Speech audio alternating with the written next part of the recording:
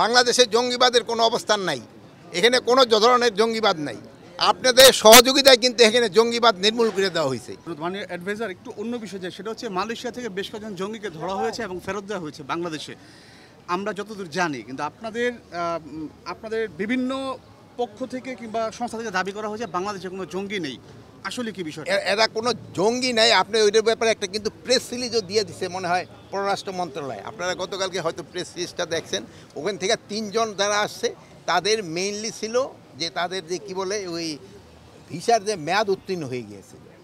এই 3 জনের এই ভিসার মেয়াদ উত্তীর্ণ হয়ে গেছে। কিন্তু তাদের যে পুলিশের যে চিফ, তিনি তো ব্রিফিংয়ে বলেছেন, তিনি পুলিশের ওদের পুলিশের চিফ যেটা বলছে ওই 5 জনদের আসা হয় নাই, তাদের সাথে আমাকে সরকারি লেভেলে যোগাযোগের চেষ্টা করা হইতেছে, আমরা ইনভেস্টিগেশন করে দেখি। না তাদের যে আইএস এর যে স্টেটের সাথে যোগাযোগের যে বিষয়, কিন্তু এই জঙ্গি সম্পৃক্ততা, আপনারা কি বাংলাদেশে কোনো জঙ্গি খুঁজে পাচ্ছেন? না, বাংলাদেশে এদের কোনো সম্পৃক্ততা নাই।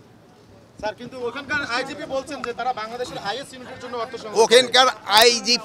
ওখানকার আইজিপি কি বলছে আমি জানি না। তো ওখানকে থেকে আমরা যেই মেসেজটা পেয়েছি অফিসিয়ালি লেভেলে, আমরা কোনো সরকারি লেভেলে মেসেজ পাই নাই। আমরা এইভাবে বিভিন্ন মাধ্যমে আমরা যে মেসেজটা পেয়েছি ওইটার একটা কিন্তু প্রেস সিরিজ আমাদের পররাষ্ট্র মন্ত্রণালয় থেকে আপনাদের দেওয়া হয়েছে। স্যার, তাহলে এটিইউতে কেন দেওয়া হলো, ইমিগ্রেশন পুলিশে কেন দেওয়া হলো না তাকে? ইমিগ্রেশনের থেকে তো এটিইউতে নেওয়া হয়েছে, অসুবিধা কি? যে কোনোটা সবই তো সব পুলিশের। বাংলাদেশের জঙ্গিবাদের যে অবস্থান এখন কি মনে হচ্ছে? বাংলাদেশের জঙ্গিবাদের কোনো অবস্থান নাই, এখানে কোনো ধরনের জঙ্গিবাদ নাই। আপনাদের সহযোগিতায় কিন্তু এখানে জঙ্গিবাদ নির্মূল করে দেওয়া হয়েছে। এটা ক্ষেত্রে আপনাদের ক্রেডিট সবচেয়ে বেশি। আপনারা সবাই মানে কোনো ধরনের আপনারা এই যে গত 10 মাসে কোনো একটা ইনফরমেশন দিতে পারছেন জঙ্গিবাদের?